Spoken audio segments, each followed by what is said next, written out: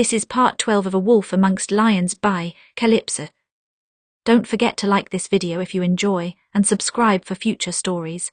Please check the description for a full list of tags and the link to drop a kudos for the original author. With that out of the way, let's continue. Chapter 69, Wine and Peace. It was strange for Catelyn Stark watching her daughter on her wedding day. She could not begin to name half of the emotions that mixed in her chest. They conflicted and contradicted each other with every pulse of her heart. On one hand, a mother always looked forward to her daughter's wedding day. It was a mother's duty to prepare her daughter for marriage and had been since long before Catelyn was born. On another hand, Arya was being married to a Lannister, the family which had nearly brought the Starks to ruin. Ned would have hated this match with all of his heart. He would have protested, perhaps even physically fought back. She expected Arya to loathe it just as much when she first heard of the betrothal from Tywin. Yet besides a natural dose of nerves, Arya seemed content. She had seemed resigned to her fate in the north, but since then she had become determined, like one who refused to be a passive player in her own life. She had accepted the match wholeheartedly. Catelyn always expected a beautiful wedding for Sansa, but she expected Arya to fight any match all the way to the marriage bed and beyond. Her second daughter always battled the expectations of her sex, as if determined to become a boy herself. But she walked down the aisle of the Great Sept with stunning grace, her head held high. She was beautiful, a true lady in every sense of the word. No matter who Arya was marrying, Catelyn felt a flutter of pride in her heart. Her daughter had grown up so much. So there was joy, there was melancholy, there was pride, there was bitter regret, and they all crashed into each other, a confusing jumble of emotions that did not quite seem to fit. But nothing was quite as confusing as watching Arya with Tywin Lannister. The first time she saw them together years ago, the Lord of Casterly Rock had her daughter by the scruff of her collar. Arya had been terrified then. Much as she tried to hide it, Catelyn had seen the fear in her eyes. Now there was no fear at all. She watched them across the garden, speaking with a strange air of familiarity. Arya was relaxed in the presence of her captor, a smirk touching her lips. He spoke to her. She gave some reply, and Catelyn swore she saw the man almost smile. Jaime Lannister had mentioned before that Arya had his father's favour. She had witnessed proof of that in the north when she found him waiting by her bedside, though it had taken her some time to process it. Here and now, she could see that moment wasn't a fluke. Tywin Lannister was truly fond of her daughter, and even more impossible, Arya was truly fond of him. What would Ned have thought of that? He always hated Tywin Lannister. He once said he would sooner entrust a child to a pit viper than to the Lord of Casterly Rock. Tywin was opposed to everything Ned stood for. He did not care about honour or oaths or the laws of the gods. He was ruthless and immovable. Except when he wasn't. Speaking to Arya, it softened his edges in such a peculiar way. Catelyn wondered for a moment if she might be imagining things, but the longer she looked, the longer she was sure of it. How strange it was to watch. "She'll be all right, Mother," Sansa murmured, jolting Catelyn out of her thoughts. "I know that," Catelyn replied. "You've been watching her all day like you're afraid she'll shatter at any moment," Sansa pointed out. "I'm not afraid she'll shatter," Catelyn said. I'm not sure what I'm afraid of. It's just strange to see her here. As if..." "As if what?" Sansa asked. "As if she belongs," Catelyn replied. Arya had more of the north in her than nearly all the Starks. Yet in this room she did seem to belong, not just with Lord Tywin either. With Jaime, her new husband, who had made her laugh at the main table. With King Tommen, who beamed when he had congratulated Arya on the match and jokingly called her aunt. With Queen Margaery, who had just swept Arya away from Tywin to introduce her to a group of other ladies. All these years, Catelyn had imagined her daughter locked away in a cage in the Red Keep. She was wrong. Arya had made allies in this place, perhaps even friends. Her daughter had learned to make this lion's den her home. She was proud of her for that. Proud and melancholic all at once. "You would be proud too, Ned," Catelyn thought. "Arya is grown and stronger than we could have imagined." All of her children had weathered tremendous storms to get this far. Robb had fought 3 wars and lost a wife. Sansa had survived captivity in King's Landing and hid for weeks in the crypts of Winterfell, keeping her niece and nephews alive. Bran had been crippled and taken hostage, and still he insisted on journeying north with Jon Snow. Arya was no different. She survived captivity in King's Landing and captivity to the Boltons. She had survived assassination attempts. She had survived a terrible king. She had survived that bastard Ramsay Bolton, who had carved marks into her skin and heart, and she had paid him back for his cruelty when she took his life. That she could still smile and stand strong after all of that was a blessing. Catelyn felt many mixed emotions, but more than anything, she was grateful to see her daughter smile. If you are worried for her, don't be. Catelyn almost jumped at the sound of Tywin Lannister's voice. She had not noticed him approaching. She was too busy watching Arya with Margaery. Sansa had joined the conversation as well. They all looked content. I'm not worried, Catelyn replied. Arya is strong, she can take care of herself. Tywin inclined his head in agreement, sipping his wine. Though, if I'm honest, I worry she'll take someone's hand in the bedding ceremony, Catelyn said. There won't be one, Tywin said. She plans to feign ill to avoid it. Catelyn raised an eyebrow. Really? Does that surprise you? No, but it surprises me that you'll allow it. I do not make a habit of refusing your daughter reasonable requests, Tywin said. I pay my debts. Catelyn's mouth twitched. So you acknowledge your debt to her, that's astonishing as well. Why, a Lannister always pays his debts. I am a Lannister, Tywin said. I know I'm far less honourable than your late husband, but I do live by some rules. What are those rules? Catelyn asked. I'm interested to know, since the Starks and the Lannisters are irrevocably locked together now. The family, the name, and the legacy comes before everything else, including honour, Tywin replied. Even if your name is hated, Catelyn asked, does that not cast a blight on your legacy? It's more important to survive than be liked, Tywin said. Some families have the luxury of both, but not many. No, most families could not manage both. At one time the Targaryens did, but then again they had the benefit of dragons. A few dragons always brought miracles within reach. And what rules do you live by? Tywin asked after a pause. The Stark rules. No, Catelyn said after a pause. I respected my husband's principles and his gods, but they were never mine. What then? Catelyn looked out over the room, finding Sansa and Arya in the crowd, standing shoulder to shoulder. Arya said something to make Sansa laugh. I live for my children and their future, not for the name. That doesn't matter to me, but I want them to survive this world for as long as possible. I would do terrible things to ensure that. Reckless things as well, Tywin commented. She looked up at him confused. You very nearly died at Walder Frey's hand. I did, Catelyn agreed, and I would have gladly if it meant saving my son. They lapsed into silence then. This was such a strange conversation to be having in a strange place. 6 years ago, Catelyn would never have predicted speaking to Tywin Lannister at a wedding, especially not this wedding. In any case, Catelyn said, I'm glad Arya does not need to endure the bedding ceremony. I was fortunate enough to avoid it as well. Were you? Tywin raised an eyebrow. Yes, Ned refused it. He did not want to break a man's jaw on our wedding night, Catelyn said, smiling just slightly at the memory. Gods, she had barely known Ned then, but already he had shown his kindness. Wise of him, Tywin said. I very nearly did. One man took far too many liberties.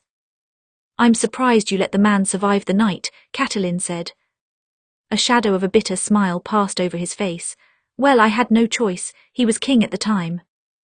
Catelyn's eyes widened. The animosity between Tywin Lannister and Aerys Targaryen was well known, but rarely did anyone discuss its source. He took liberties with most women, Tywin continued, but her especially.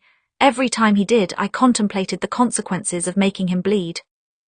You knew your wife before you married then? Catelyn asked. Tywin did not answer for a moment, and Catelyn wondered if she had brushed upon some forbidden topic, but after a pause he answered, Yes, we knew each other as children. That must have been nice, being familiar with someone before the wedding day, Catelyn said. I barely knew Ned. I always expected to marry his brother. I wanted to marry his brother. She shook her head. But it was for the best, I think. Ned was more reliable, more constant. Yes, Brandon Stark proved to be outstandingly rash, Tywin said. Riding south to confront a mad king with a habit of burning his enemies, that was a beyond foolish move. He wanted to save his sister, Catelyn said. I don't blame him. Sometimes we all do foolish things for those we love. It's a tremendous weakness for most, Tywin agreed. Catelyn sighed, sipping her wine. That's exactly what I would expect you to say. Am I wrong? Tywin asked. Many men die needlessly for such things. We all die eventually, Catelyn said. Dying for a loved one is not such a bad way to do it. Tywin inclined his head, as if conceding her point. They stood there for a while longer, sipping wine in silence, looking out over the wedding which had joined their families. Catelyn's emotions were still confusing to her. She had every right to hate this day and hate the Lannisters, including the man standing next to her. But hatred took so much energy, and she was to choose one of the day's jumbled emotions.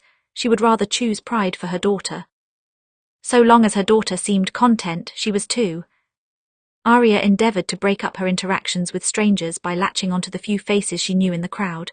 At one time she found herself with Margaery, at another moment with Sansa. At another, she stopped to talk to the king for a while, and at another she stopped to speak to Robb. They always seemed to show up when she most needed it, like they were watching and waiting to see when she needed help. And she often felt she needed help. Jaime is better at this kind of thing than me, Arya thought, glancing across the room. His smile did not look even a bit forced as he conversed with some Western lord. Ferman, she reminded herself. She had been trying to practice with their names. That one's a Ferman. What was his first name? Does the first name matter, or can I just call him Lord Ferman and never ask? Arya sipped her wine rather than answering her own question. She almost never drank, but today at least she was making an exception. She needed to soothe her nerves. It must be overwhelming, Princess Myrcella said, appearing at her side and looping her arm through hers. Having everyone looking at you, I'm sure it will be the same when Tristan and I marry. Arya exhaled. Good, another person she knew, not that she knew Myrcella well, but she at least knew her name. When will you marry, Princess? In the heat summer, I'm sure, Myrcella said. It's a good thing the Dornish are used to dealing with heat. Will you attend? I hope so. I'm sure I will. Your uncle will want to see you marry, Arya said. That's right, you're my aunt by law now, Myrcella said, so you would have to come. Arya smiled awkwardly. She could do without thinking about being an aunt to a girl a year younger than her. I'll look forward to it then. She looked around. I suppose you know more of the people in this room than I do. Oh, not at all, Myrcella said. I lived in King's Landing all my life and only visited the Rock twice. I don't know any of the Western lords. She sighed. And then I've been away in Dawn for so long that I don't remember most of the others either, so we're in the same boat, you and me. Arya exhaled. Good, you seem like the kind of person who remembers every name and face. Hardly, Myrcella said. I remember what people do and say more often than that. That's true, a familiar voice joined the conversation. Oberyn Martell. I have heard her recall words from a conversation 3 years previous. A very good memory, this one. You'll never get anything past her. Myrcella's face lit up with a proud smile. Arya wondered if she knew how much Oberyn hated her grandfather. The hate clearly did not translate to the princess. She seemed to quite treasure his approval. I'd like to steal the new bride away from you for a minute, Oberyn said, if I may. Myrcella nodded. Of course, she touched Arya's arm. We'll talk later. Arya nodded once, watching her go. Then she turned to Oberyn. I'm afraid I can't spar at the moment. My dress is too heavy. It could be good practice for you to be prepared in any situation, Oberyn said. Not to worry, I didn't come to spar, merely to congratulate you on your wedding. Really? Arya asked. And did that require sending Myrcella away? Oberyn smirked. You also miss nothing, Lady Arya. He tilted his head to the side. Walk with me. If you insist, Arya said, falling into step beside him. I imagine you will be departing for Casterly Rock soon, Oberyn said. To govern while Tywin Lannister remains here as Hand. That's likely, yes, Arya asked. And if Lord Tywin plans to give you any sort of control over the Westerlands, I wonder if we can work out an arrangement. I would like to meet Gregor Clegane. Speak with him, Oberyn said. You may be able to make that happen. I may, Arya agreed. I would love nothing better than for you to speak to him. I may be able to help, just not immediately. When I enter Casterly Rock, I will do so as an outsider. I will need to gain trust there first. She glanced at him. But if you don't mind waiting a bit longer. Oh no, I'm a patient man. I have already been waiting for some time. They stopped by a tall hedge and Oberyn turned to face her. What's a bit longer? I'll have to come up with a way to justify the choice to Tywin. I don't think he will accept the mountain's place on my list as a valid reason. Arya thought. I'm not sure Tywin even knows I have a list. More wine, my lady, a server asked. Please, Arya muttered, holding out her wine glass. This was the only day in the world she wanted to be a bit drunk.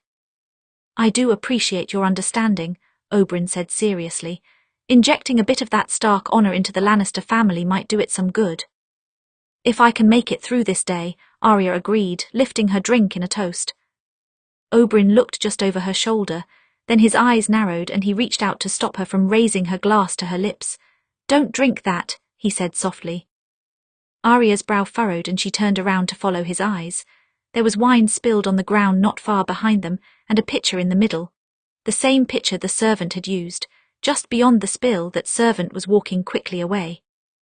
Give that to me, Oberyn said. Arya handed it over, her heart pounding. Then she followed him as he hurried after the servant. He tried to duck around a corner, but Oberyn circled the opposite direction, cutting off his escape.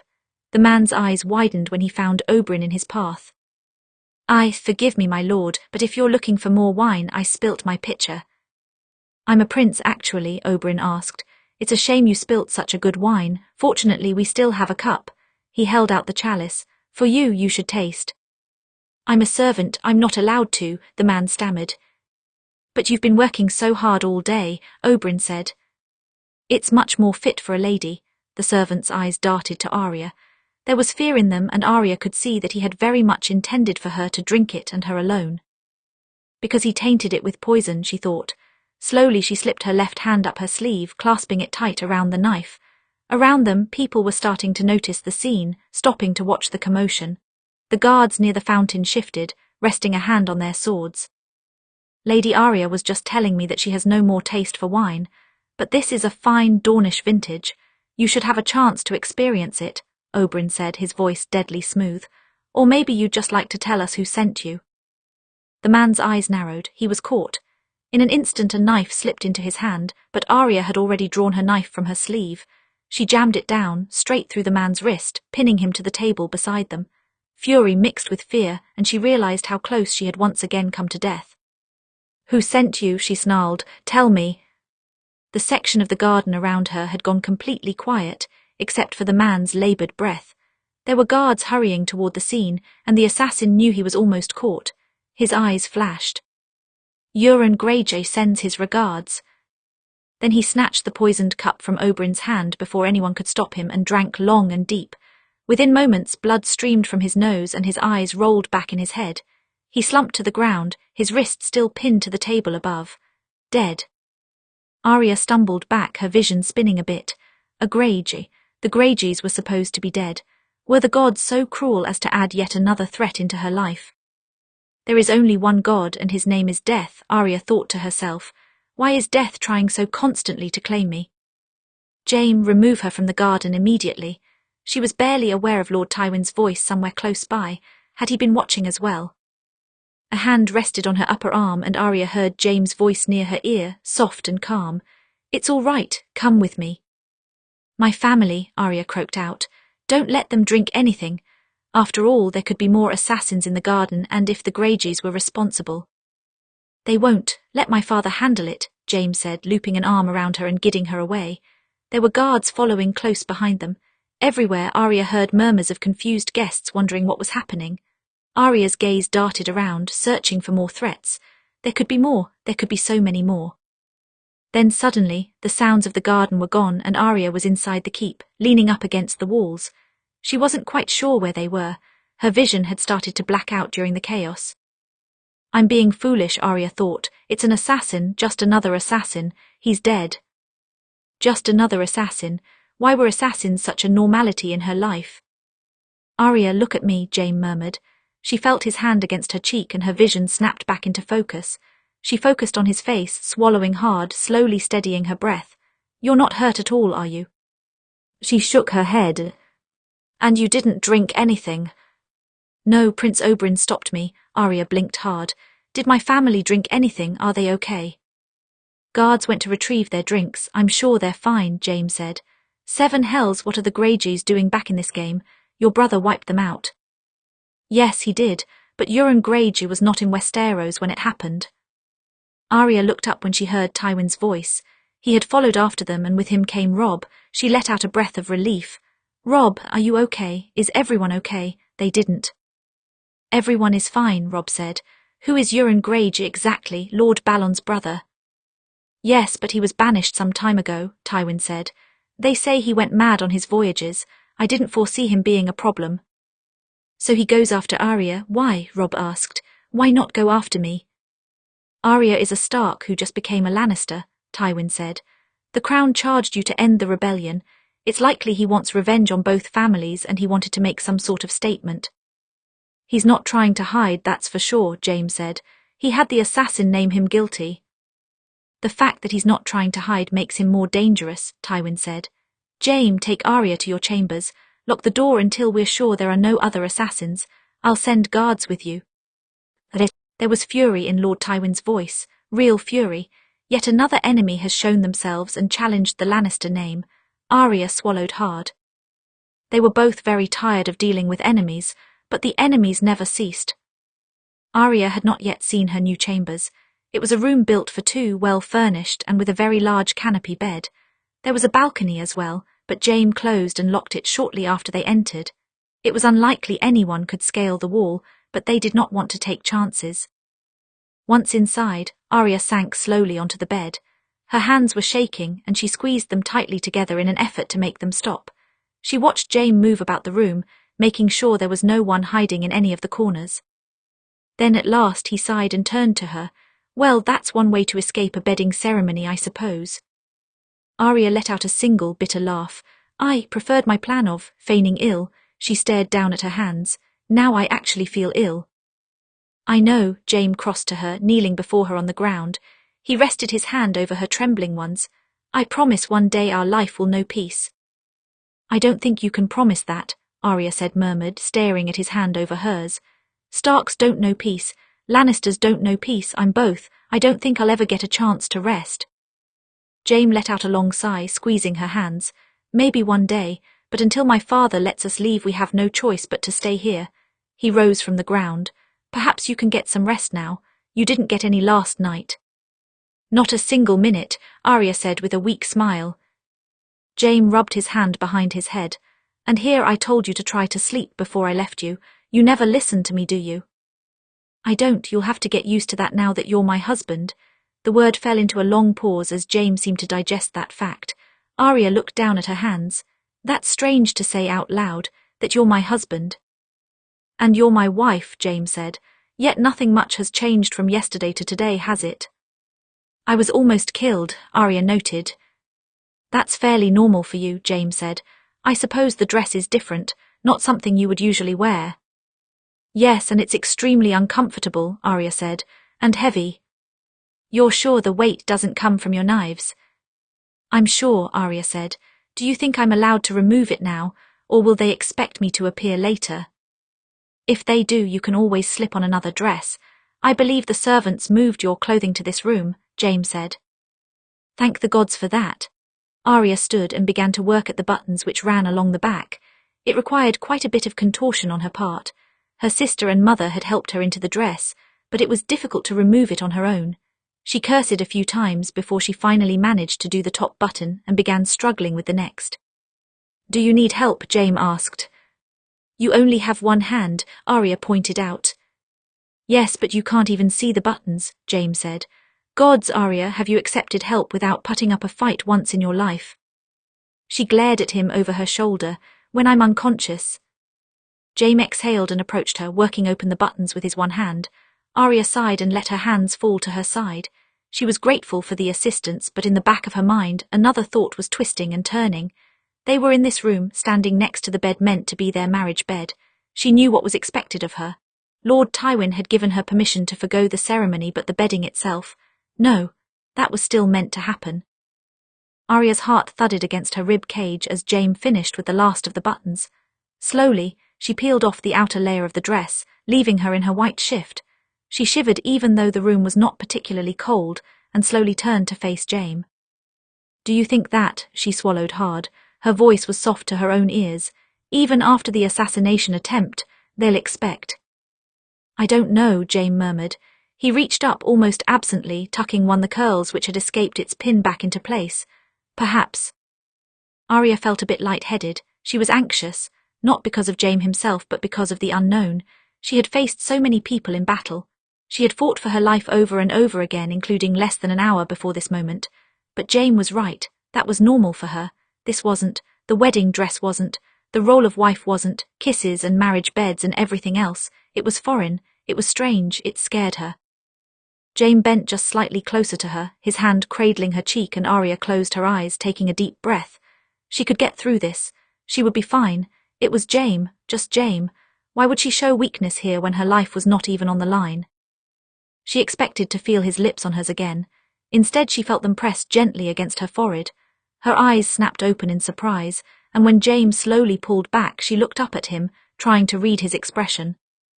"We don't have to do this right now," Jaime said softly. "You're tired, you're tense, this can wait. And if father wants to argue about it, he can argue with me." Arya released a breath, nodding once. "Good," Jaime said. "Now get some rest, I'll stay awake for a bit longer." This time Arya listened to him because she was too utterly exhausted to do anything else. This day had been one nerve-wracking event after another, but at least through it all, Jaime was constant. It was a small thing in this world, but it was enough to help her rest easy. Chapter 70, A New Player. Once Jaime had gotten Arya to safety, Tywin was able to concentrate on searching for more assassins, particularly amongst the servers. Every man with a pitcher was made to sample some of their wine to be sure that it was not poison, and if any one of them hesitated, they would be held as traitors. Every server obeyed and none of them dropped. Tywin had some of them arrested anyway as a show of action, but nonetheless the truth was clear. Euron Greyjoy had only sent one assassin, and that assassin had been meant for Arya. It both infuriated and confused Tywin. If the Greyjoys wished to strike back at the Starks, Robb Stark would be the ideal target. Killing Arya would send a statement, but it would only serve to infuriate two families, both with control over the western coast. Was Euron Greyjoy really prepared for that kind of fight? "There have been a few raids on our coast these past few moons," Robb Stark said, packing a small library just off the walkway leading to the gardens. "But only from 1 or 2 ships at a time, and they've retreated quickly every time our navy responds. This is too bold." "My brother has sent me reports of some Greyjoy attacks as well," Tywin said. "The same, a few ships at a time, nothing more, raids on small villages." "If this is Euron's play to regain his home, he's not making a good impression," Robb said. "Perhaps he really did go mad." "Perhaps," Tywin said. Something did feel wrong about this situation, but he had no idea what. There was something else at work beyond Euron Greyjoy. "I would call any man who claimed such an assassination attempt mad," a voice said from the door. Tywin exhaled and turned around to see Oberyn Martell leaning against the arch, looking infuriatingly smug. Or very confident, either one. "Prince Oberyn," Robb Stark crossed to the man, holding out his hand. "We haven't been introduced, but I thank you for saving my sister." "The pleasure is all mine, Lord Stark," Oberyn said. "People say you are very like your father. He also had a strong sense of justice." His eyes flickered to Tywin for just a moment as he said the words, and Tywin's jaw clenched, but he would not allow the Viper to get to him so easily. "You have my gratitude for stopping the assassin, Prince Oberyn," he said. "I didn't do it for you," Oberyn said. "It just seemed a shame for such a nice wedding to go sour." Tywin's eyes narrowed slightly. Oberyn Martell knew exactly what he had done. He had forced Tywin into his debt with this move, Arya as well. He could see the satisfied look in Oberyn's eyes. They seemed to say, "How will you pay your debt to me now?" "In any case, I just wanted to see if the assassins had gone after anyone else," Oberyn said. "Or was Arya the sole target?" "The sole target, it seems," Tywin said. "The other guests will be glad to know that they don't need to watch their drinks." Oberyn turned and began to go, but then he paused. "Oh yes, I almost forgot." He drew a knife from his belt, flipping it in his hand and offering it hilt first to Tywin. "Lady Arya left her blade in the assassin's wrist. I assume she'll want it back." Tywin accepted the knife from him. It was the very same Braavosi blade that she had used to strike the assassin who came for him years ago. "Yes, I assume she will." Oberyn inclined his head just slightly before backing from the room. When he had left, Robb glanced at Tywin. "Another one of your enemies, I assume." "You assume correctly," Tywin said, turning the knife in his hand. "And is he a candidate for the Southern Traitor?" Robb asked. "No," Tywin said. "If he was, I doubt he would have saved your sister." He looked up at Robb. When you leave, travel far from the sea, you and your mother could be another target. Robb nodded. Aye, but he won't find us any easier prey than Arya. Let's hope they don't, Tywin thought. In any case, Arya's trick with the knife would certainly leave an impression on the guests. It would be a scandal to some, but to most it would show strength, and she needed that. It's a good thing I let her keep her knives. Arya woke the next day to an unfamiliar ceiling, and it took her a moment to recognize that she was in her new room as Arya Lannister. The events of the previous day came rushing back to her. The sleepless night, the wedding, the endless stream of guests, the near assassination. All of that together made it surprising that Arya had actually slept quite well that night. Perhaps it was the intense sleep deprivation, but she hadn't even had any dreams. Slowly she sat up, shaking her hair from her eyes. Jaime was already awake, buttoning up his tunic on the other side of the room. He glanced over his shoulder when he saw her. Did I wake you? Arya shook her head. No, I think I may have slept too much. From the evening all the way to dawn it seems, Jaime said. How much do you usually sleep? For the past few moons, Arya shrugged. 2 or 3 hours. Then I would say you slept the perfect amount. It's a wonder you've been functioning at all, Jaime said. Arya studied her hands. I haven't been able to sleep more than a few hours at a time since the Dreadfort. I'm always paranoid that I'll wake up to Ramsay with a knife to my throat, even though he's dead. So I'm waking up to wait for a ghost. Well, you didn't wake up last night. Not that I remember, Jaime said. No, Arya said. Maybe it's because the room is larger, not so suffocating. Yes, that must be it. Jaime finished with the last button on his tunic and crossed to her, extending his hand. You should get dressed. I'm sure the guests would like to see that you are not dead. Ah, that's right. We missed the rest of our reception, didn't we? Arya accepted his hand and slid out of bed. Mustn't keep them waiting. In the early morning, many of the wedding guests were still asleep. Arya was able to take breakfast with Sansa, Willers and Margaery. Jaime had gone to see to some of the other guests to assure them that nothing was amiss. Arya was grateful that he took on that role. She did not quite want to face the lords yet, especially after half of them saw her plunge a blade through a man's wrist. They would have a lot of questions about that. I'm glad you're all right, Sansa said. I was worried for you yesterday. Suddenly someone was snatching away my glass and telling me you had nearly been poisoned. Yes, not exactly how I imagined my wedding, Arya said. Sansa's mouth quirked. I don't think you imagined your wedding at all, Arya. Fair point, Arya said. Well, before the poisoning, it was a lovely wedding, Margaery said. Yes, an excellent wedding, Willers said. He rested his hand over Sansa's. Arya noted how she smiled when he did. Your sister has said more than once how lovely you were. Lovely, Arya repeated. I'll add that to a list of words I wouldn't expect to hear about me. Excellent, Sansa said. I can give you more words for that list. They talked of other harmless topics for some time after that before taking a turn in the garden. Margaery stole Willers away from Sansa, leaving the sisters to walk arm in arm behind them. I don't imagine you expected your bedding ceremony to be replaced by an assassination attempt, Sansa said. No, but if it came down to a choice between the two, I'm not sure I minded, Arya said. I lived after all. Sansa smiled. Yes, Mother was worried about you and the bedding ceremony, afraid you might take someone's eye. She was right to be worried, Arya said. Well, even without the bedding ceremony, Sansa glanced at her. How was last night? Arya felt heat rise to her cheeks. It was fine, normal, I suppose. So there wasn't a bedding then, Sansa said. Arya sighed. No, I was too on edge for that. Jaime could see it, he didn't want to.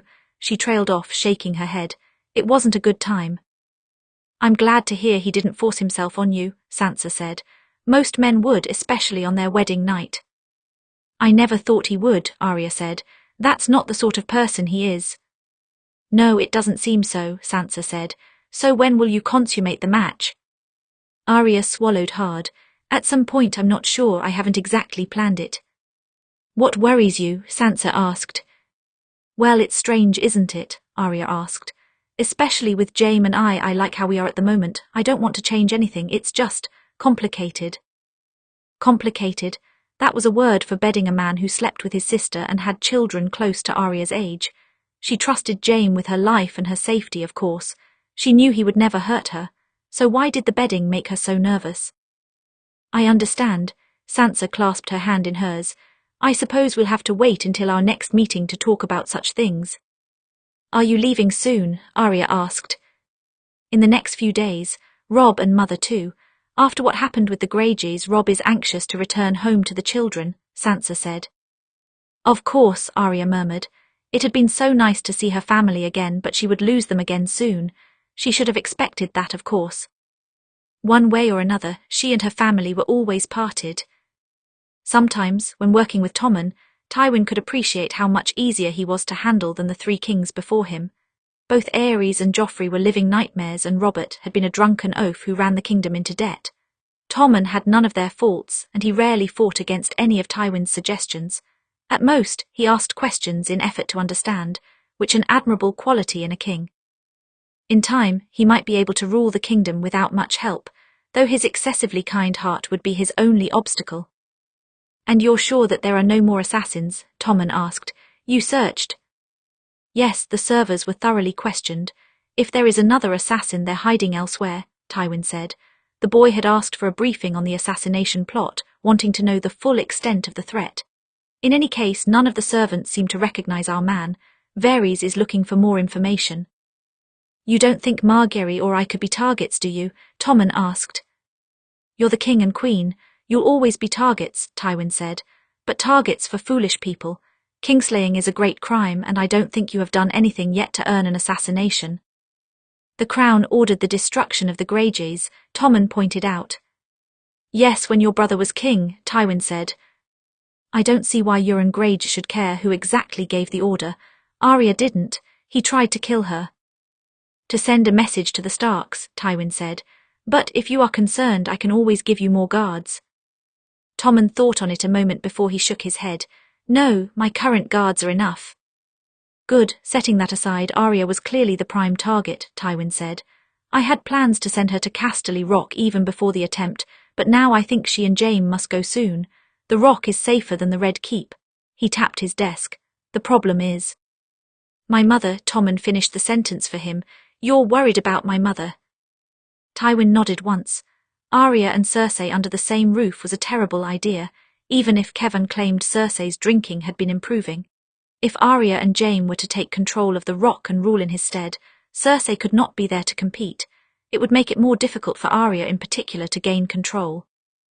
Perhaps we should bring her back here, Tommen said. In her recent letters she sounds much clearer-headed. I can convince her to return to King's Landing. Can you? Tywin asked. Yes, Tommen said.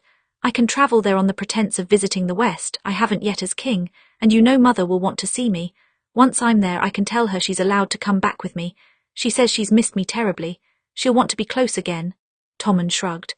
Once we are on the way back to King's Landing, you can send Jaime and Arya. Tywin thought on the plan. It would likely work. If Tywin asked Cersei to return to King's Landing, she would sense some kind of plot and resist. But if anyone could convince his daughter of anything, it was her children. If Tommen simply said he wanted her to be close to him again, she would not refuse him.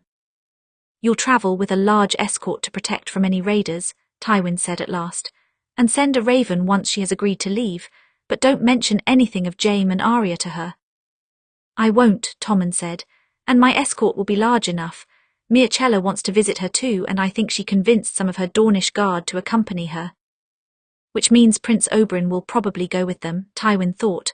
Fine. If he does, then Arya can find a way to repay the debt which she arrives at the Rock. She would be able to deal with the Viper more effectively than him, at least. You'll leave in a few days' time then, Tywin said. When the other Western lords begin to filter back to their keeps, you can join them on the road. They'll like that. Tommen smiled brightly and nodded.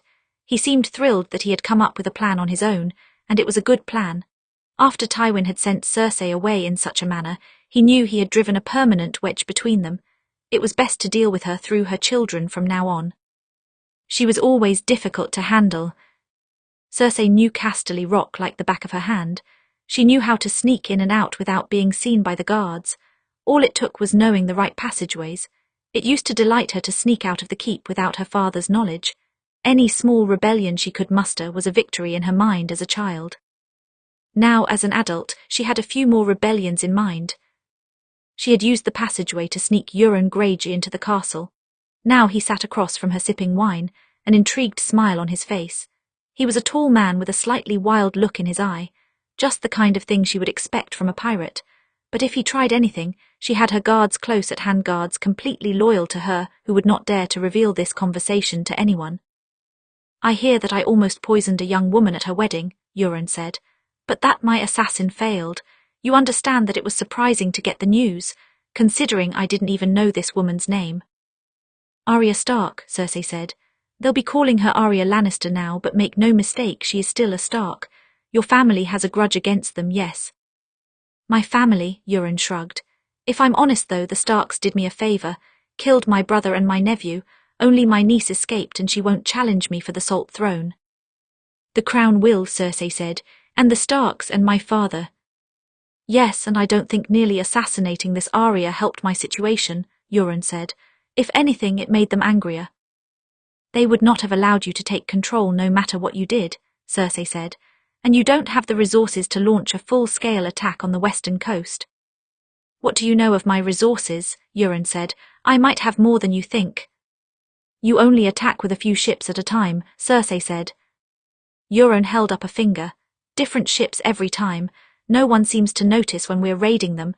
They're too focused on running and screaming, but I like to keep the size of my fleet hidden." "Clever trick," Cersei said. "Still, is that hidden fleet large enough to defeat the Lannister navy, or the Stark navy?" Euron shrugged. "I'm not sure, I'll have to try it." "There's no need," Cersei said. "I'm willing to give you more resources, a lot more." Euron raised an eyebrow. "Why, to attack the Starks?" "No," Cersei said, "to attack the Lannisters." Euron laughed once. "Oh really, you would have me attack your own people? That's a very interesting thought, tell me more. This sounds like an exciting proposition." Cersei stood, crossing to the fire. "At the moment I have little power in my family. My father sent me here to get me out of the way. He dismissed me, cast me off. He thinks he's beaten me. I intend to prove him wrong." Her grip clenched on her glass. "He'll find that I pay my debts as well." "If you want to pay your debt, why not send your assassin after him?" Euron asked. "I hear poison works even on men like him." "I don't just want to kill him. That's not paying the debt," Cersei said. "I want him to suffer as I did. I want him to watch his plans fall to pieces." She stared into the flames, watching a small piece of log crumble to ash. "Once he watches it all burn, then he can die." Euron Greyjoy cackled and Cersei turned to face him, her eyes narrowed. "You're an interesting woman, Lady Cersei." Euron stood from his seat. "I'm not one to turn down valuable resources or allies. My brother had this sort of obsession with the iron price. We take what we want, we don't sow, we don't make deals. He lacked imagination, if I'm being completely honest, and now he's dead. I don't mean to follow in his footsteps." He pointed at her. "But you seem like a very interesting woman, if your opening move was to poison someone at a wedding." "I want to see what else you have planned." "So you accept my help?" Cersei asked. "Oh yes," Euron said. "I'm a simple man. When a beautiful woman wants help destroying her family, I answer the call." He extended his glass, clinking it against hers. "Let's get to work, shall we?" Cersei smirked. This was playing out very well indeed. She had lost the Boltons as allies, which was a shame, but her father still did not know that she was against him, and now she had a new ally to use. This time she would not allow her father to win. He would lose, and she would savor the look on his face when he did. Chapter 71, Walls. A few days after the wedding, just as many of the guests were preparing to leave, Tywin called both Arya and Jaime to the Tower of the Hand to inform them that they would be bound for Casterly Rock within a moon's turn. The very thought stunned Arya. She had always known that she and Jaime would take up control of the rock, but in her mind it was always some distant thing. Apparently, Tywin wanted them there as soon as possible. "Naturally, my duties as Hand have kept me here for some time," Tywin said.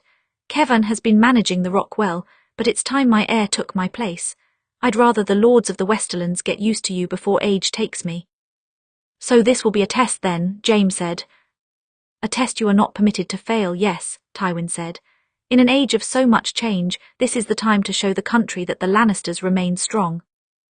"Right," Arya said. "A small problem. There's someone at the Rock who doesn't like me very much. She could cause issues if I try to take control of anything." "I've already thought of that," Tywin said. "Cersei will be returning to King's Landing." James' eyebrows shot up. You've sent for her. I've sent Tommen for her, Tywin said. He and Mircella are going to the Rock to see her. Once there, Tommen will beg her to return with him because he misses her company and counsel. She won't refuse him. Tywin sat back in his chair. And once he sends word that she has agreed, you will both leave for the Rock. So that she and Arya never see each other, James said. It's a clever plan, Arya said. Will Tommen be able to lie to her? He won't be lying, just omitting the truth. The king does truly miss his mother. He simply won't say anything about you and Jaime, Tywin said. In any case, Tommen is the one who suggested this plan. I merely approved it. He's growing, isn't he? James' mouth twitched into a sad smile. Well, it is a shame we won't cross paths on the road to the Rock. It's been some time now since I've seen Cersei. Arya glanced at him, biting at the inside of her cheek. At times, she forgot that Jaime was both brother and lover to his sister, that she was his first love and the mother of his children, but she was reminded of it when she saw the sadness in his smile. He called it a shame that they wouldn't cross paths, but Arya thought it was something of a blessing. If he saw her again, his feelings for her might spark again, and she did not want that to happen. Jaime was better when Cersei was far away. You'll be able to see her again once you gain control of the Rock, Tywin said, and once I've confirmed that she is stable. Since she has been away for so long, I can't be sure until I've seen her. You're the one who shipped her off to Casterly Rock, so you didn't have to handle her anymore, Jaime muttered. Don't pretend you had nothing to do with her being away. The king and the kingdom were my priority at the time, Tywin said flatly. I didn't have time for her. Of course you didn't. You never did, and she always noticed, Jaime said. Maybe if you had, she wouldn't have become unstable in the first place. You're blaming me for her dependency on wine, Tywin asked. No, Jaime said, turning abruptly to leave. Just the marriage you forced her into. Jaime, Tywin said sharply, stopping him in the doorway. Jaime glanced over his shoulder. Don't worry, father, I'm not protesting anything. That never works on you. I'll gladly go to the Rock as you command. He bowed his head just slightly. Excuse me. A silence fell over the office after Jaime left, and Tywin exhaled, rubbing a hand over his forehead. Arya pulled at the fingers of her right hand for a moment, trying to think of something to say, but when she opened her mouth, Tywin held up a hand. If you're going to start a new argument, don't. Why do you assume I'm going to start an argument? Arya asked. Because the last time Jaime picked a fight about Cersei, you followed shortly after with some protests of your own. Well, if I'm going to start an argument, this is the perfect time to do it, Arya mused. Since I'll be leaving for the Rock soon, the distance will help us to ignore each other for another year. Tywin gave her a hard look and Arya sighed. Sorry, I was trying to lighten the mood, and I forgot that you don't have a sense of humour. You're right, I don't, Tywin said flatly. What were you going to say then?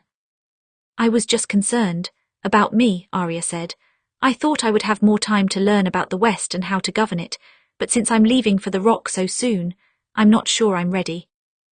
You likely won't be sure for many more years, Tywin said, but you're ready enough. You've been a dedicated student ever since we returned from the North. I'm not concerned about you. Arya swallowed hard. A vote of confidence from Tywin seemed a rare thing, and she would not debate him here. If he had any worries about her taking over the Rock, he would tell her honestly. I almost forgot. Tywin set something on the desk. You left this in the garden. Arya looked down to see her knife. She had wondered if anyone had retrieved it. Right, I did, in an assassin's wrist. She accepted the blade and slipped it into her belt. Thank you, I was going to go looking for it. I quite like this knife. Oberyn Martell found it and brought it to me, Tywin said, so that he could remind me that I owe him a debt, no doubt. I'm the one who owes him the debt, Arya said. Then I'll leave it to you to pay it, Tywin said. He will be going to Casterly Rock with Princess Mircella. Before he leaves, tell him that you will arrange time for him to speak to the mountain. Arya's eyes widened. Arrange, really? Yes, Tywin said. It's the only payment he will accept, and he will take it better from you. I will never be able to smooth things over with the Martells, but it's possible that you might. This is a good first step. I was planning on giving him the mountain without your permission, Arya thought, but with your permission is better. And you won't miss your attack dog? Arya asked. There are others like him, Tywin said. Though not many as large, be careful when you arrange the meeting. Sir Gregor might not take it well. He tapped 2 fingers against the desk. And don't let Oberyn have too long for him. I don't want him to have time enough for an interrogation. Of course he didn't. If the Mountain told the truth about his orders, then it would only make relations between Dawn and the West tenser, even if they had every reason to be. Arya didn't argue, though. She was just glad she would have a chance to remove another name from her list. I'll handle it. Good, Tywin said. You'll have to handle Euron Greyjoy as well. Find a way to stop his raids on the coast. You can ally with your brother for that, since the Starks also seem to be his targets. It shouldn't be too trying. He doesn't have the funds or the numbers to be a true threat. A good test then, Arya said. What if he tries to assassinate me again? He tried it once and failed. It will be harder for him to get an assassin into Casterly Rock, Tywin said, but I assume you will take the necessary precautions. I will, Arya said. Do you? She trailed off then, not quite sure how to phrase her next thought. Tywin raised an eyebrow. Yes. I'm surprised you trust me to handle all of this, Arya said. You're a Lannister now, Arya, Tywin said. I wouldn't have married you to my son if I didn't trust you to carry my name. Arya felt a small shiver go through her. A Lannister, she knew that marrying Jaime made her a Lannister, of course, but it was the first time anyone had said it so bluntly. Lannister was a name that she hated for so long, but for Tywin it was something else. It represented his family and legacy. He had given her that name, and now he expected her to wear it like a true lion. So this is what his high expectations feel like, Arya thought. She wondered how long she would be able to meet them. Why did I say that? Jaime found himself wondering for a long time after he had left the Tower of the Hand, and he still didn't have an answer. It had been a while since he had thought much on Cersei. There was too much else to think about, but hearing his father speak of her again, he felt all his long-buried anger rise up anew. Jaime had always been the golden son and Tyrion the despised one. Because of that, they both received a certain amount of attention from their father, even if it was negative. But Cersei, in many ways, Cersei was the forgotten daughter, the one Tywin ignored and neglected in favour of Jaime, the one who he shipped off into a marriage which benefited him and his legacy.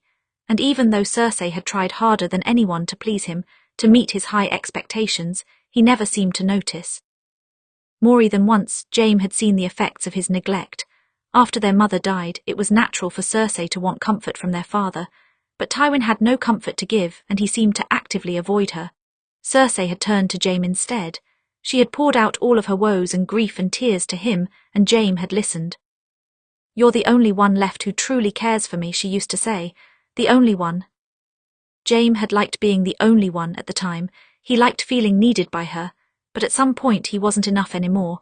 When had that been exactly? When he was taken hostage by the North? When he lost his hand? It was so long ago, it was hard to say when they had really drifted. When Joffrey died. Yes, that was it.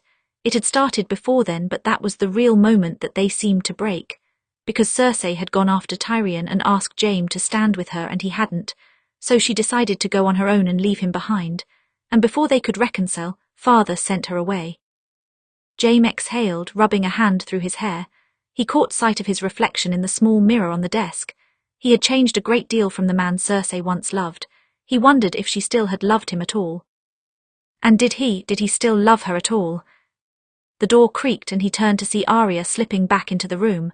Jaime straightened slightly. "Well, was my father particularly enraged at my exit?"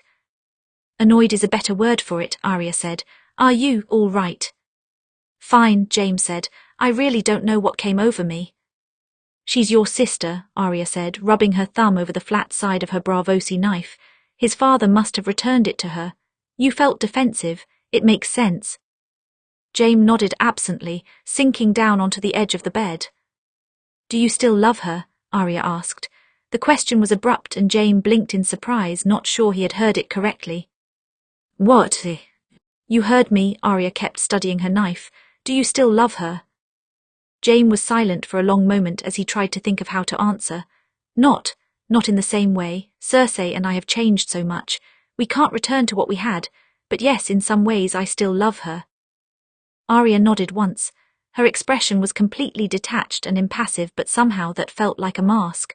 Jaime had become familiar enough with Arya's expressions to know she was trying to remain collected. So if you had a chance to be with her, if the world accepted it and you could go back to how you were, would you? "I don't think it matters," Jaime said. That's impossible, like I said, there's nothing left for us. Arya looked up at him. That wasn't what I asked. James' brow furrowed. Why did this feel like a trap? If I could turn back time and make us both as we used to be, maybe I would. He shook his head. But it doesn't matter because I can't. None of it matters. Of course not. Arya tucked her blade back into her belt.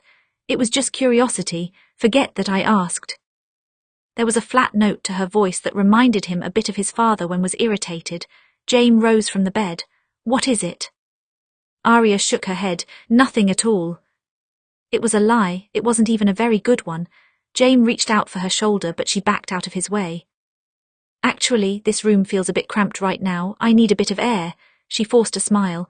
I'll be back soon. Then, before he could reply, she ducked out of the room again. Jaime let out a long sigh and sat back down on the bed, rubbing his forehead. Even after everything, there was still a wall up between him and Arya. There had always been so many walls, and each time he got past one, she erected another in its place, all while pretending there was no wall at all. Cersei had always done the same thing, so Jaime thought he would be used to it by now. But then, he and Arya weren't quite like Cersei. They weren't like anyone. Everything about their relationship felt like uncertain ground that neither knew how to tread. Walls were to be expected, he supposed, but he was getting very tired of them. Arya didn't know why she had left the room so abruptly. She just had a sudden need for fresh air. Now that spring had truly come, the nights were pleasant, and at that moment her chambers had seemed stifling. She entertained the idea that maybe she had left because of something Jaime had said, but she dismissed the thought quickly. His past relationship with Cersei didn't matter because it had been broken beyond repair. They wouldn't even see each other any time soon, so it didn't matter. None of it mattered. Arya strode around the corner, nearly knocking into someone in the process. Her hand went immediately to her knife, though she did not draw it. She did not want to harm some poor servant. Lady Arya, that was Oberyn Martell's voice. Arya looked up at him, blinking a few times. Prince Oberyn, my apologies. No apology needed. You didn't even pull a blade on me this time, Oberyn studied her. Are you well? Arya swallowed hard. Yes, I just needed a bit of air. She shook her head, trying to clear her thoughts. I'm glad I ran into you, actually. I haven't gotten a chance to thank you. If you hadn't noticed that man, I would have drunk the wine and been dead before anyone could help me. Oberyn's mouth twitched into a smile. There's no need to thank me. I couldn't very well let a bride die on her wedding day. He leaned against the wall. Besides, it was a particularly gruesome poison, the kind that can drop an opponent in an instant. My father used to say that poison was a coward's weapon, Arya said. Or a clever man's weapon, Oberyn said. Sometimes, when the fight is stacked against you, a blade is not enough. Poison can save your life. It can ensure your opponent's death even if they kill you or slow them down. It can drop them before they have a chance to draw against you. Arya studied him. You know a lot about poisons. I studied them for a time, yes, Oberyn said. And you coat your blades with them, don't you? Arya asked. Oberyn shrugged. When I have a need. It can help you in close quarters, you know. When you feel trapped, getting one hit on your opponent can save you. Arya swallowed hard. Yes, she imagined if she had just a bit of poison when she faced Ramsay, she could have ended him much sooner. But she hadn't even had a knife, much less poison. You mentioned poisons that could slow an opponent down. That one seems intriguing. Does it? Oberyn raised an eyebrow. It's a poison with many names in many different languages. In the common tongue it translates loosely to weighted blood. Weighted blood, Arya repeated. Why is it called that? Because if it gets into your blood it makes your whole body feel heavier, Oberyn said. In small doses it isn't deadly, but it does make one's opponent slower. In great doses, well, it shuts down everything, makes it versatile. Sometimes your opponent won't even know they've been poisoned before you kill them. That would be an ideal way to even a fight against someone faster or bigger than her, and maybe a way to subdue the mountain if she needed to. Arya entwined her fingers together. Interesting, and, theoretically, where would I find some poison of that sort? Theoretically you could always ask the Grand Maester, Oberyn said. It is not as common here as milk of the poppy because it is more dangerous, but he might have some. Who would you, theoretically, use it on? Anyone who tries to attack me in a tight space, Arya said, or perhaps a very large target. She raised her chin. I hear that you are making a trip to the Rock with Princess Mircella. I am, though I thought about leaving my men to take the journey, Oberyn said. I am not so anxious to go the west. You should, Arya said. I'll be heading west soon as well, and I think if you go there I might be able to pay my debt to you very soon. Oberyn raised an eyebrow. Really? Yes, Arya said, if you can endure the trip. Oh, I think I can, Oberyn smiled.